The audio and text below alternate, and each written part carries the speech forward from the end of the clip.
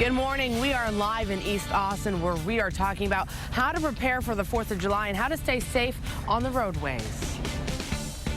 An immigration reform bill heads to the House today in Washington. The reaction it's causing here in Austin coming up. Good morning, everyone, and welcome. I'm Sally Hernandez. I'm Brian Sanders. Just about 5 o'clock now on this Friday morning, June 28th. Amanda is watching your roadways this morning. Natalie is in for Mark watching our forecast. And hate to say the same thing over and over again, but it's that time of year. It's summer. I mean, we're not going to change it.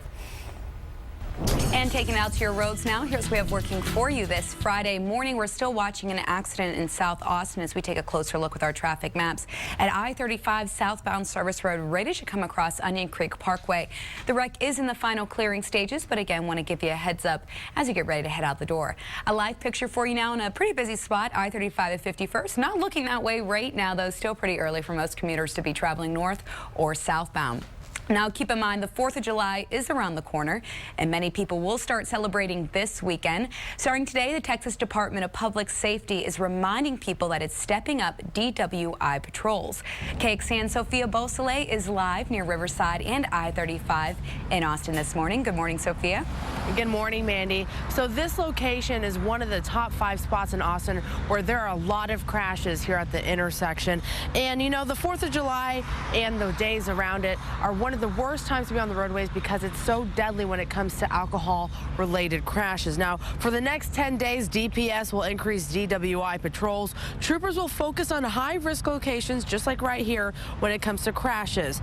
Now, last year, DPS troopers made more than 1,200 DWI arrests across the state. 361 of those were direct result of the increased patrols, and they gave more than 13,000 speeding tickets, along with 2,200 seatbelt citations. And increased patrols also helped troopers catch hundreds of fugitives and make felony arrests. Now, this is also ties in with the Texas Department of Transportation's campaign, which kicked off earlier this week. It's called The Faces of Drunk Driving. It highlights stories of people who've been severely injured or who have died because of drunk drivers. Again, just a reminder to people to either get a cab or have a designated driver during the holiday coming up. Reporting live in East Austin, Sophia Beausoleil, KXAN News. Can't say it enough, Sophia. Thank you for that. We'll see you back here in less than 30. 5:02 is your time right now. A heads up this morning for anyone who has an outstanding warrant in Hays County, or if you know someone who does, let them know there's a warrant roundup that starts today. Police, deputies, and county constables will be teaming up to arrest people with Class C warrants. So you still have some time if you need to contact authorities and clear up any kind of outstanding tickets. a massive immigration reform bill now heads to the House of Representatives after passing a final Senate vote yesterday. Both Texas U.S. Senators John Cornyn and Ted Cruz voted against it. In the bill, a path to citizenship is included, doubling Border Patrol officers and adding border fencing, but it has Republicans at odds. Mr. Rubio. This bill secures the border, and anyone who says it doesn't does not understand. Immigration reform has to be grounded in real border security. It's what the American people believe, and it's a principle that our majority believes in as well. The bill also cracks down on employers requiring better ID checks of new workers. People from all over Texas came to Austin yesterday to show their opposition against the bill. Their protests heated up along 6th Street between Colorado and Lavaca. As you can see, half a dozen people who laid in the streets were hauled away and arrested by police. All in all, though, things were peaceful, but protesters say the Senate bill just won't do. That's going to militarize our border. It's got doubling the Border Patrol to a force the largest in the nation, building more walls, doubling the drones that they've already got, surveillance and radar cameras. It's turning our borders into a war zone. Some of the protesters worry about what will happen to the Senate bill when it moves to the more conservative House of Representatives.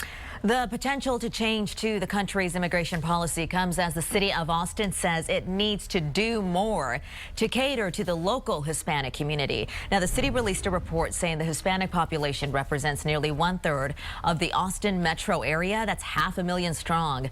It's also the fastest growing population, according to that, accounting for 45% of the total growth in the city. But according to the census data, the median family income for a Hispanic Latino family here in Austin is almost half of an average resident. It also shows 45% of kids under the age of 5 are living in poverty. 45%.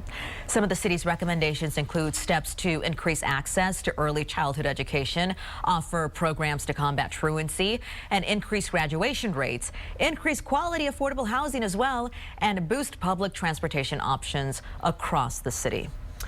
President Obama will be within miles of Nelson Mandela today when he arrives in South Africa, but it's unclear if the two will meet.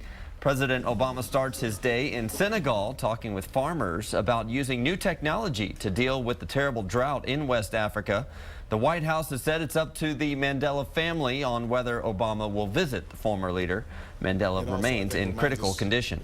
Today, a group of lawmakers in Washington will vote this morning on whether to bring back Lois Lerner back to Capitol Hill. She's the IRS official who pleaded her Fifth Amendment rights not to testify on her agency's Tea Party targeting scandal. When she made that plea last month, Lerner also made a statement insisting she had not broken any rules or regulations or provided false information.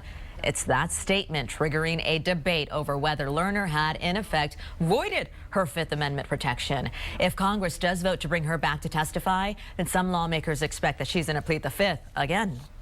Today will wrap up the first week of the George Zimmerman murder trial. Legal experts say the main witnesses for the prosecution have already taken the stand, most notably the teen who was on the phone with Trayvon Martin minutes before he was shot. Rachel Jontel endured more than 4 hours in cross-examination, maintaining her belief that Zimmerman, not Martin, was the aggressor. Her testimony encouraged Martin's lawyers and family, but legal experts say it may not be enough. What the state really has to try to show, if they can, is who began the fight, who threw the first punch, and it's not clear if her testimony got the state all the way they need to be on that. Now they expect the state will begin attacking the accuracy of George Zimmerman's own statements. The trial is estimated to last another 2 weeks. Stay here. I'll be back. Well, the Terminator franchise will be back, but whether Arnold Schwarzenegger will be involved is still up in the air this morning. Paramount says it is rebooting the Terminator franchise and planning for a new trilogy of films, but it's keeping mum on whether Schwarzenegger will play a role. The former governor of California starred as the title character in the original 1984 movie. Of course, it spawned a trilogy that earned more than $1 billion at the box office worldwide. Paramount says it will release the new Terminator in July of 2015. Just can't imagine those movies without him. Without him. Yeah. I know.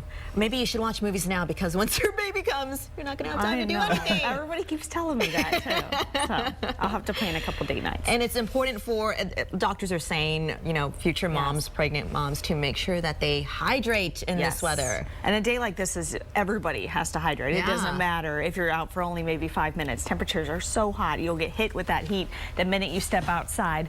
Look at our satellite and radar.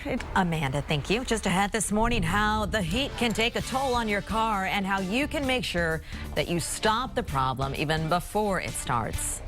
But up next, the abortion debate here in Texas heating up after comments made by Governor Perry about State Senator Wendy Davis. The sparring of words when we come back.